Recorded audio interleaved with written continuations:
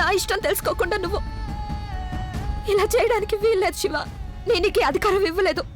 నీకు నచ్చినప్పుడు నన్ను నీ జీవితంలో భాగం చేసుకున్నావు. నీకు ఇష్టం లేకపోతే నన్ను విసిరిపారేస్తున్నావు. నీకు నిజంగానే అలా అనిపిస్తుందా? మన ఇద్దరి మధ్య ఎలాంటి బంధం లేదని నిజంగానే అలా అనిపించుంటే మరి మాటి మాటికి నేను ఏదైనా సమస్యలో ఉంటే ఎందుకు కాపాడుతూ వచ్చావు? అందరూ నన్ను ఎగతాళి చేస్తుంటే ఎందుకు వాళ్ళని అడ్డుకున్నావు? నెమ్మదిగా మాట్లాడండి. రాధిక నిద్రలేస్తుంది. ఒకవేళ మీకు వేరే ఎవరితోనైనా వేరే ఊర్లో బతకడానికి డబ్బు ఏమైనా కావాలంటే మీరు నాతో చెప్పండి, నేను ఏర్పాట్లు చేస్తాను. అరవాల్సిన అవసరం లేదు. మీరు ఇక్కడి నుండి వెళ్ళడానికి ఏర్పాట్లు చేసుకోండి. ఎంత త్వరగా వీలైతే అంత త్వరగా.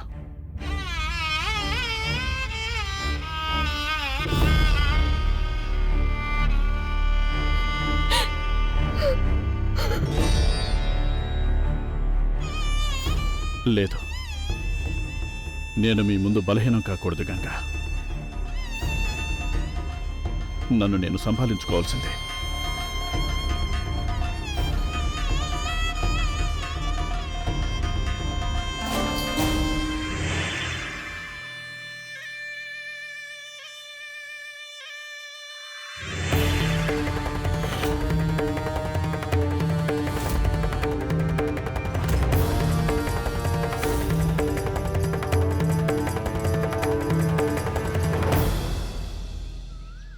దేవతలారా రండి, మీ దీవెనలందించండి.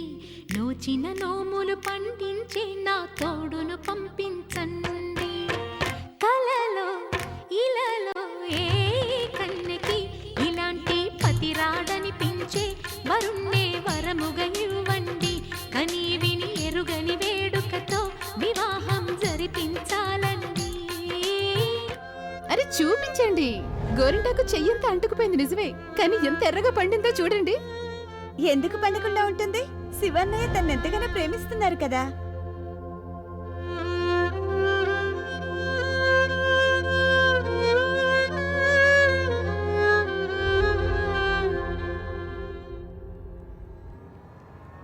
అమ్మా, శివనే నలుగు పెట్టుకోనని మొండికేస్తున్నాడు. ఉదయం నుంచి తనేమి తాగలేదు, తినలేదు. నేను వెళ్ళి పసుపు వేసిన పాలు తెస్తాను.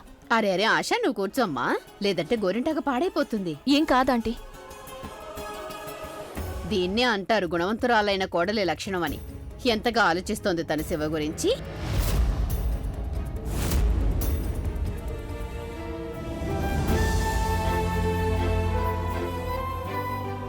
బావగారు, ఇదిగోండి పసుపు వేసిన పాలు తాగండి.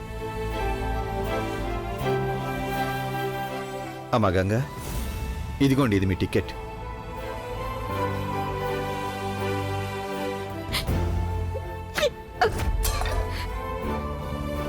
చేసావు కదా అపశకనం. నా కొడుక్కి దూరంగా ఉండు నువ్వు. నా కొడుకు నిన్ను నిరాకరించి చాలా మంచి పని చేశాడు. ఇప్పుడు దిష్టి పెట్టకు వాడి సంతోషాలకి.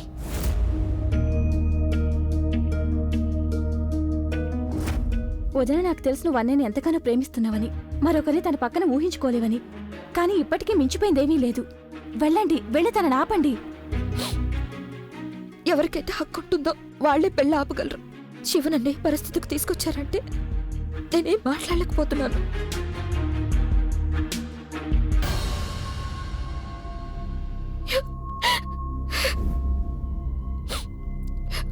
గంగమ్మ, గంగమ్మ, ప్లీజ్ వెళ్ళొద్దు. ఆశ పెట్టి చాలా మంచిది.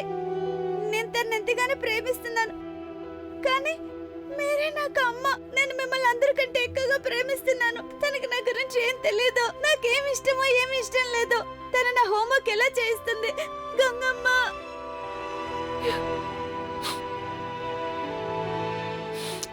నువ్వేం బాధపడకు రాధిక. నేను నీకు ఏమాత్రం ప్రాబ్లం రానివ్వను.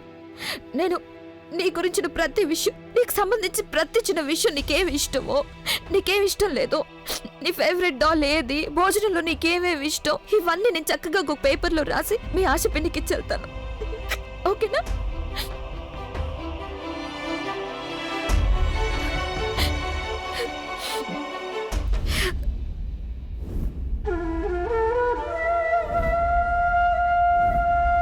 అన్నీ మర్చిపోకుండా రాశాను.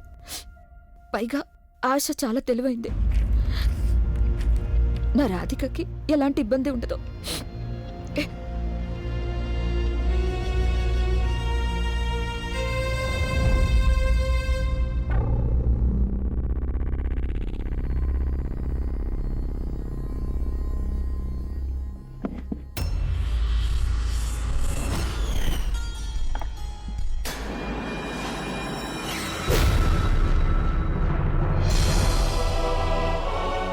ఆశ గదిలో ఈ విషం బాటిల్ ఎక్కడి నుంచి వచ్చింది? ఓరి భగవంతుడా, ఈ పిల్ల ఎలా చనిపోయింది? ఇదైతే చాలా పెద్ద అపశకనం.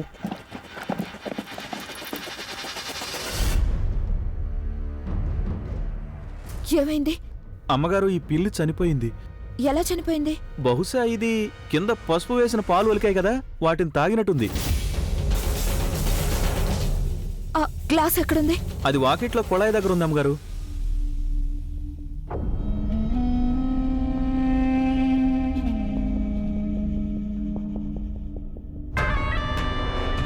నేను కడుగుతాను.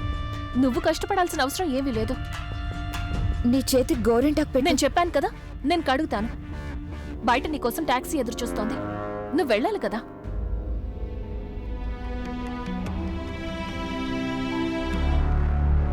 శివ, శివ ప్లీజ్, నేను చెప్పేది విను. ఈ పెళ్లి డేట్ ని మార్చు. శివ, ఇక్కడ ఏదో జరుగుతుందనిపిస్తుంది. ఆశ కనిపించేంత అమాయకురాలు కాదు. చూడు, మనకి తన గురించి ఎంత చెప్పిందో అంతే కదా తెలుసు. నాకు ఆశ రూమ్ లో ఒక విషయం బాటిల్ దొరికింది. అలాగే ఇంట్లో పిల్లి చచ్చిపోయింది. ఆపండి. మీరు ఇదంతా ఎందుకు చేస్తున్నారో అది నాకు బాగా తెలుసు. మీరు ఎలా అనుకున్నారో అలా ఏమీ జరగలేదు. అందుకే తన మీద నిందలు వేయడం మొదలు పెట్టారు. లేదు, మిమ్మల్ని మీరు ఇంతగా దిగదార్చుకోకండి. నా దృష్టిలో నన్ను చూసి సిగ్గుపడేటట్టు చేయకండి. నువ్వేమంటున్నావు శివ? నేను ఏమంటున్నానో నాకు బాగా తెలుసు. ఆ మనిషి మీకు సహాయం చేశాడు కదా, అదే మీ శ్రేయోభిలాషి. అది ఇంకెవరో కాదు, నేనే మీకు సహాయం చేయాలనుకున్నాను. కానీ మీరు ఆసరా వెతుక్కున్నారు. మీరు ఆ వ్యక్తి కోసం వెతకడం మొదలు పెట్టారు. అతనితో మీ జీవితాన్ని పంచుకోవడం కోసం. బాగుంది గంగా, బాగుంది. మిమ్మల్ని పరీక్షించడం కోసం నేను ఆ ఉత్తరంలో అలా రాశాను. మీరు నాతో కలిసి అన్ని వదిలేసి రావడానికి సిద్ధంగా ఉంటే సాయంత్రం వచ్చి నన్ను కలవండి. కానీ మీరేం చేశారు? సాయంత్రం కలవడానికి వచ్చేశారు. ఇది నిజం కాదు. ఇది నిజం కాదా? ఇదే కదా ఉత్తరం.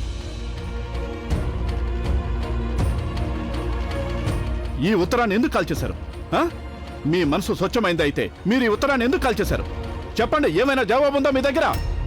ఖచ్చితంగా శివ ఏదో పొరపాటు పడుతున్నాడు అనిపిస్తోంది. వెళ్ళిపోండి, ఇక్కడ నుండి దూరంగా వెళ్ళిపోండి. శివ, ఎక్కడో ఏదో పొరపాటు జరిగినట్టుంది. గంగా, నేను చెప్తుంది మీకే. ఇక్కడ నుంచి వెళ్ళిపోండి. శివ, మీరు ఇలా చెప్తే వినరు. శివ, నేను చెప్పేది విను. బావుగారు, ఇవ్వకోండి తన సామాన్లు. తనని బయటకు పంపించేయండి.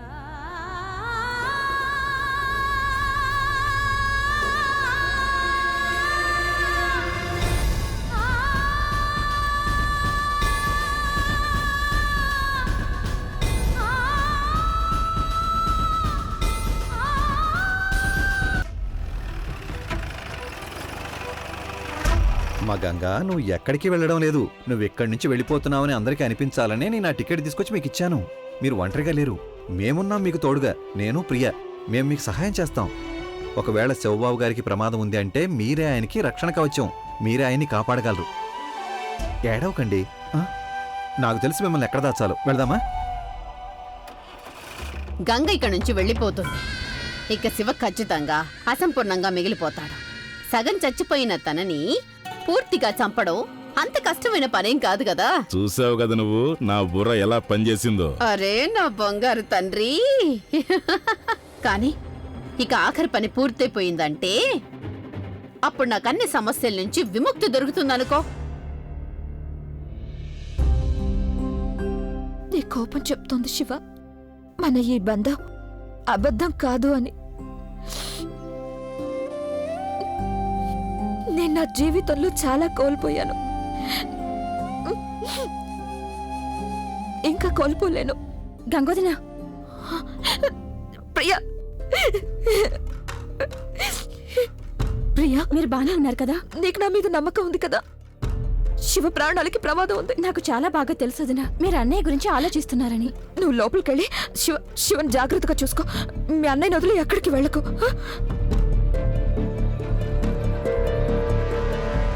పార్వతి అక్క, నీ చావుకి పగ నేను తీర్చుకుంటాను. ఎందుకంటే నాకు పూర్తి నమ్మకం ఉంది నిన్ను ఆ శివానే చంపాడు అని. నిన్ను చంపిన వాళ్ళని నేను వదలను, ఎప్పటికీ వదలను.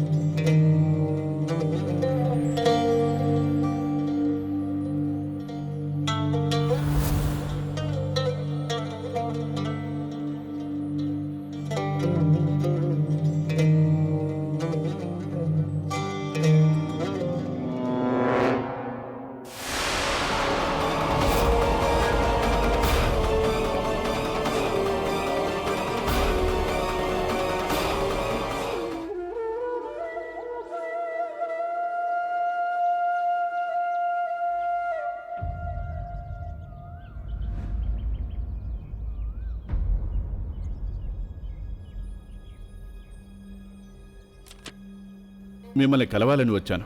కాసేపు మీకోసం ఎదురు చూశాను. కానీ ఇక నేను బయలుదేరాలి. మీరు నాకు చాలా సహాయం చేశారు. దానికి మీకు చాలా చాలా ధన్యవాదాలు. మిమ్మల్ని కలవాలని చాలా ఆశపడ్డాను. కానీ ఇప్పుడు నేను ఇంకా ఎదురు చూడలేను. నేను ఒక వ్యక్తిని కలవడానికి వెళ్ళాలి. ఆయన తన ప్రాణం కంటే నన్నే జాగ్రత్తగా చూసుకున్నారు. ఆయన నా భర్త. ఆయన నేను ఎంతగానో ప్రేమిస్తున్నాను. వధూవరులను పిలవండి అమ్మగారు. ముహూర్తానికి సమయం మించిపోతోంది. అలాగే పంతులు గారు. ప్రతాప్, శివయ్య ఎక్కడా? తెలియదు, ఒకవేళ తన నిర్ణయం మార్చుకోలేదు కదా.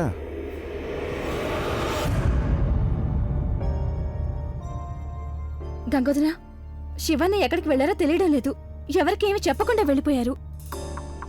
శివ ఎక్కడికి వెళ్ళుంటాడో నాకు తెలుసు ప్రియా.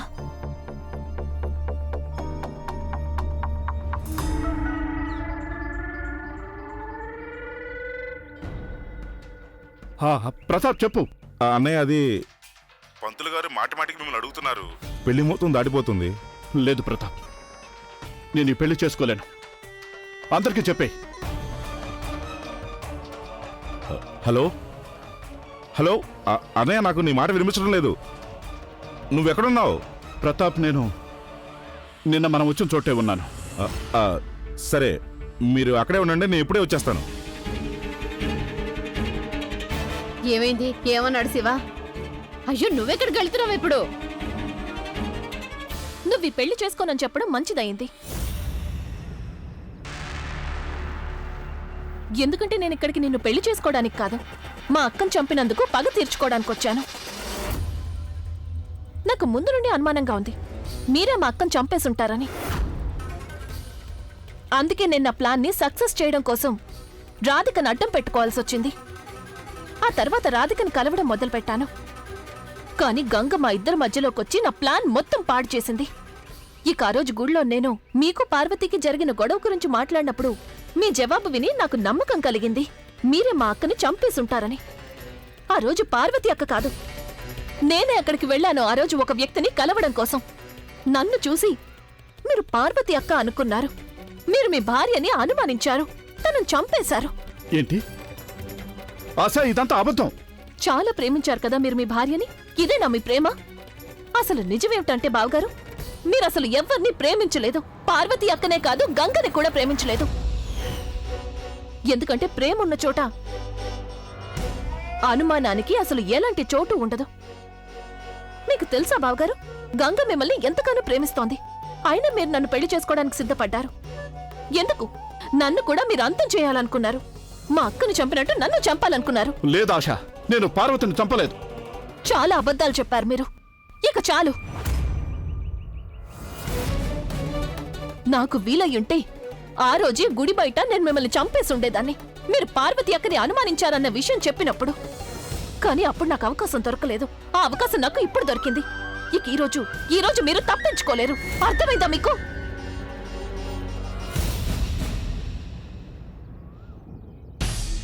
గంగా, నేనుండగా నా భర్త నువ్వేమీ చేయలేవాషా. కనీసం నువ్వు ఆయన దగ్గర కూడా రాలేవు. గంగా, నువ్వు ఇక్కడి నుంచి వెళ్ళిపో. ఈ రోజు నేను ఇతన్ని వదిలిపెట్టను. ఆశ, నువ్వు అనుకుంటున్నట్టు శివ పార్వతక్కని చంపలేదు. నువ్వు తప్పుగా అనుకుంటున్నావు. శివ మీ అక్కని ఎంతగానో ప్రేమించాడు. లేదు, ఇదంతా అబద్ధం. లేదా ఆశ, ఇదే నిజం. శివ పార్వతక్క లేనందుకు ఎంత బాధపడ్డాడో నాకు తెలుసు. నేను ఆ ఇంటికి వెళ్ళినప్పుడు ఆయన ఏ పరిస్థితుల్లో ఉన్నాడో నాకు తెలుసు. పార్వతక్కకు సంబంధించిన వస్తువులు ఎవరైనా ముట్టుకున్నా అప్పుడు శివ కోపంతో పిచ్చివాడైపోయేవాడు. నేను అర్థం చేసుకోగలను. నీకు మీ అక్క చావు గురించి చాలా బాధగా ఉంది, కానీ నేను నీకు అబద్ధం చెప్పడం లేదు. నాకు కూడా అనుమానం వచ్చింది, పార్వతక్కకి జరిగిన ఆ ఇన్సిడెంట్ వెనక శివహస్తం ఉందేమో అని. పైగా నేను ఆ చోటికి వెళ్ళాను కూడా. పార్వతక్క పడిపోయిన ఆ చోటికి నాకక్కడ రక్తపు మరకలు కనిపించాయి. అలాగే రుద్రాక్ష మాల ఒకటి కనిపించింది. అది మఠంలో తయారవుతుంది. ఎవరికి తెలుసది ఆ హంతకుడి మాల అయ్యుండొచ్చు. ఎప్పుడైతే పార్వతక్క తనని తాను కాపాడుకోవడానికి ప్రయత్నించిందో అప్పుడు అతని మెడలో నుంచి తెగి పడిపోయి ఉంటుంది. గంగా, ఈ విషయాలను మీరు నాకు ముందే ఎందుకు చెప్పలేదు? ఎందుకంటే నేను నిన్ను బాధ పెట్టాలనుకోలేదు శివ. పార్వతిని చంపిన వాళ్ళని నేను అంత తేలిక వదిలిపెట్టాను. వెంటనే పోలీస్ స్టేషన్కి వెళ్ళి కంప్లైంట్ ఇచ్చొస్తాను. అలా ఎప్పటికీ జరగదు. ఎందుకంటే ఈ రోజు మీ ఇద్దరిని నేను పైకి పంపిస్తాను, మీ పార్వతి దగ్గరికి. నేను పార్వతిని ఎలాగైతే చంపానో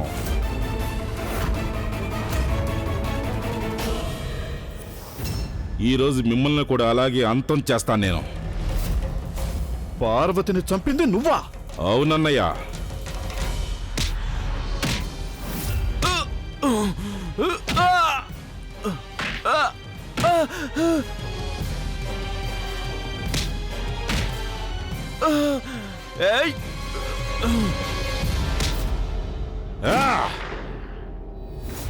ఈ రోజు భగవంతుడు కూడా కాపాడలేడు శివని గంగాని. ఏం చేస్తున్నారు మీరు?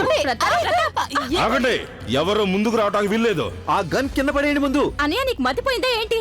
మీ ఇద్దరికి ఇష్టం కదా శివగంగలంటే, మీరు కూడా వాళ్ళతో పాటు చేస్తారు. ప్రతాప్, అందరిని చంపి నువ్వు నీ జీవితాన్ని కూడా నాశనం చేసుకుంటావు. మరి నన్ను ఏం చేయమంటావు? నీ మాటలు విని నేను చాలా సమయం వృధా చేసుకున్నాను. ప్రతిసారి నా ఎత్తులు ఫెయిల్ అయిపోయాయి. అందుకే ఈరోజు తాడో పేడో తేల్చేస్తాను నేను. జ్యోతి, నిన్ను నువ్వు సంభాలించు. వాళ్ళని చంపండి రా. ఏం చేస్తున్నావు?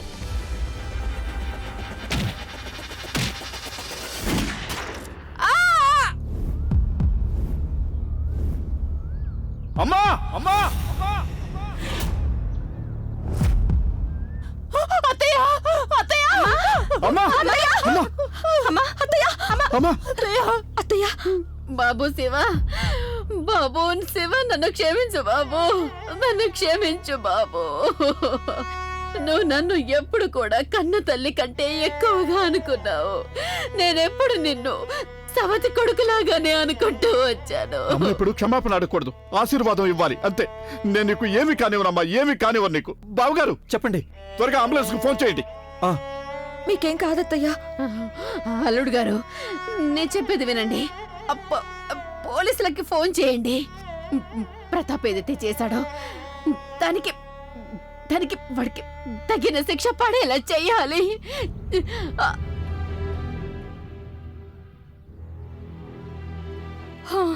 అలాగే. అమ్మా, నువ్వు ఎక్కువగా మాట్లాడు. Hello, police station.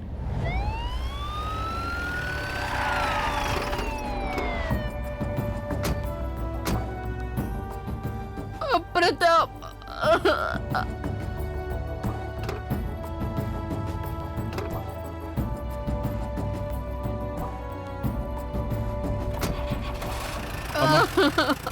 అమ్మా, నువ్వు బాధపడకమ్మా. నా కన్న కొడుకు మీద నేను నా ప్రేమనంతా అవలకబోసి వాణ్ణి రాక్షసుల్లా మార్చేశాను నేను. వాడేదైతే చేశాడో శివ, దానికి నేనే బాజురాల్ని. అమ్మా, అంబులెన్స్ వచ్చింది. అరే బాబు, స్ట్రెచ్చర్ ఇక్కడికి తీసుకురండి.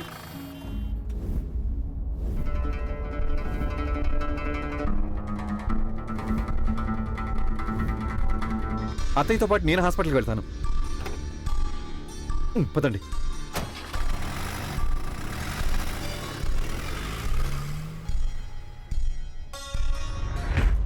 నేను పొరపాటు పడ్డాను. మీరిద్దరూ నాకు శత్రువులు అనుకున్నాను. మీరిద్దరూ నన్ను క్షమించండి ప్లీజ్. ఏం పర్వాలేదు ఆశ, పదండి. హాస్పిటల్కి వెళ్దాం, అమ్మ దగ్గరికి. రండి గంగా.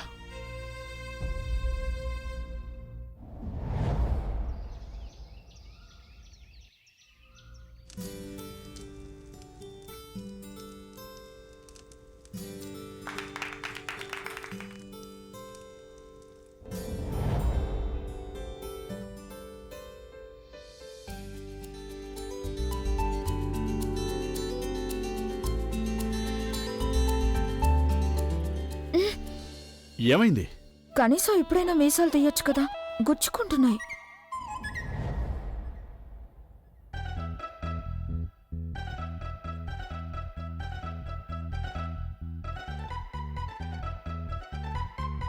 అరే అరే అరే అరే వదలండి.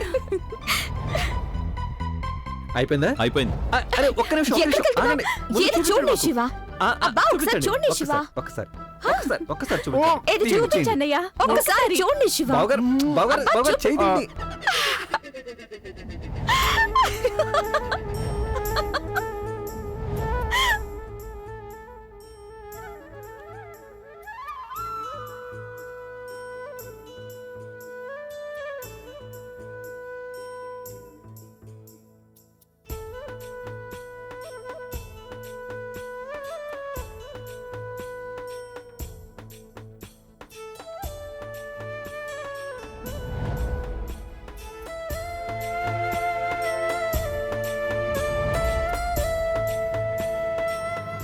గంగ జీవితంలో నేను ఎప్పుడూ సాగర స్థానం తీసుకోవాలని అనుకోలేదు. నేను కేవలం ఇదే కోరుకున్నాను, గంగ ఎప్పుడూ సంతోషంగా ఉండాలని, తన ఇష్ట ప్రకారం తనకి నచ్చినట్టుగా తన జీవితాన్ని జీవించాలని. గంగను ఎవరూ బంధించలేరు. నేను కూడా గంగను బంధించడానికి ఎప్పుడూ ప్రయత్నించలేదు. ఆకాశాన్ని అందుకోవాలనే కోరిక మళ్ళీ శివ నా మనసులో పుట్టించాడు. నా జీవితం చాలా అందమైన సినిమాలా అనిపిస్తోంది. దాన్ని మాటి మాటికి చూడాలనిపిస్తోంది. సమాజాన్ని పీడిస్తున్న మూఢనమ్మకాలు అంతం అవడానికి సమయం పడుతుంది, కానీ ఈ కుటుంబంలో మాత్రం అవన్నీ అంతమైపోయాయి. ఇప్పుడు రాత్రి 12 గంటల తర్వాత కూడా మా ఇంట్లో కిచెన్ తెరిచే ఉంటుంది. ఏ టైంలో ఆకలేసినా టీ బిస్కెట్లతో కడుపు నింపుకోవాల్సిన అవసరం లేదు. రండి, కిచెన్కి వెళ్ళి చూద్దాం. రండి.